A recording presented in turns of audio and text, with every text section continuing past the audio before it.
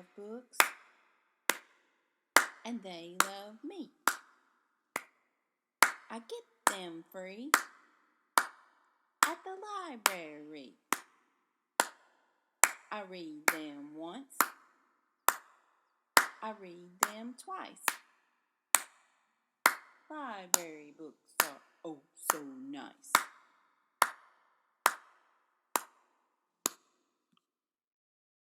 Hi, boys and girls. Have you ever been made fun of because of the way you look, or what you have on, or how you say things? Well, that's exactly what happens to our main character, Lou Melon, today. But she has great advice, so let's see what she does about people that are not often very kind. Our story today is called Stand Tall, Lou Melon. Here's our title page.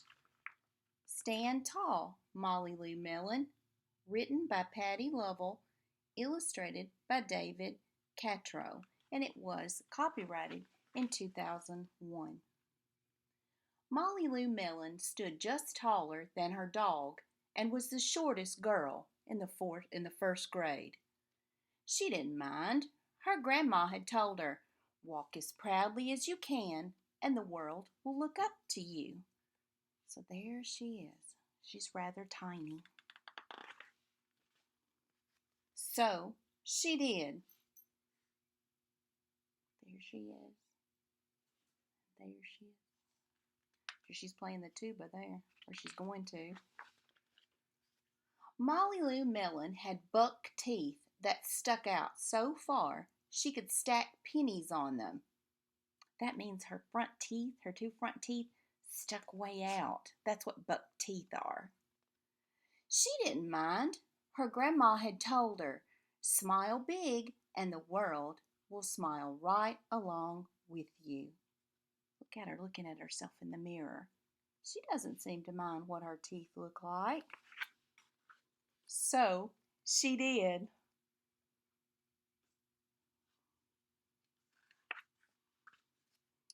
Lou Melon had a voice that sounded like a bullfrog being squeezed by a boa constrictor.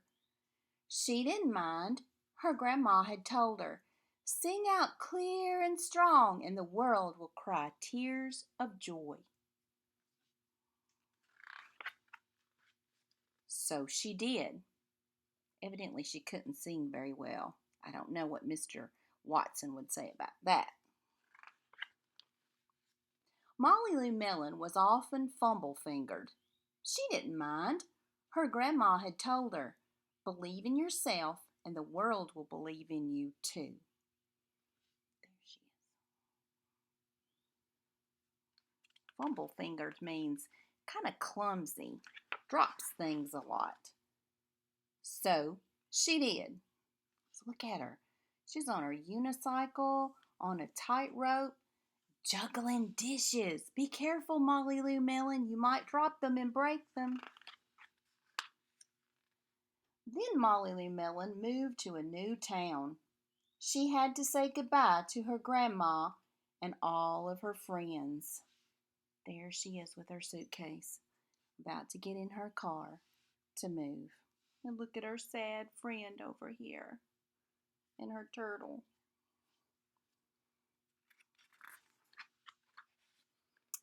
And start in a new school. You know, that can be kind of scary because you might not know anybody at the new school. On the first day of school, Ronald Durkin called her Shrimpo in gym class. When the game started, Lou Melon caught the football, ran under the legs of Ronald Durkin, and scored a touchdown. All the children thought, "Wow, she's good." And Ronald Durkin felt very foolish. Look at her there. She's scoring a touchdown. She has lots of confidence. On the second day of school, Ronald Durkin called her Bucky Tooth Beaver. Lou Melon took out her pennies, stacked 10 high on her teeth, and smiled as big as day. All the children smiled with glee, and Ronald Durkin felt very foolish. That's kind of the way it is with bullies. They think they're smart, and then they feel very foolish.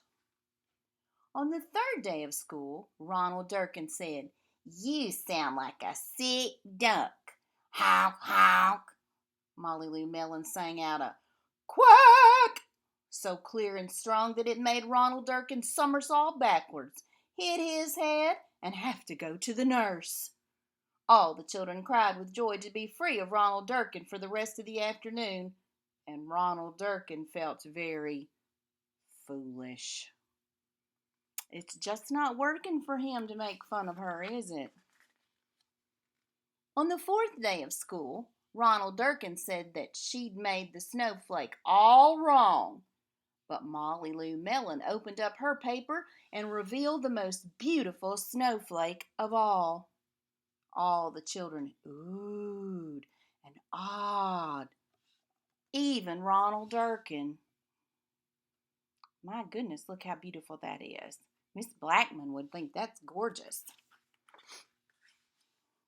On the fifth day of school, Ronald Durkin brought Molly Lou Melon a stacking penny for her tooth and smiled at her. Oh, look, he's giving her something. What do you think they're going to become? Do you think they're going to become friends? Let's see. That night, Molly Lou Melon took out a pencil and paper and wrote a letter to her grandma. "Dear Grandma, I wanted to tell you that everything you told me was exactly right. Love, Molly Lou Melon." And there's her grandma, sitting right there on her comfy chair, reading the letter from Molly Lou Melon.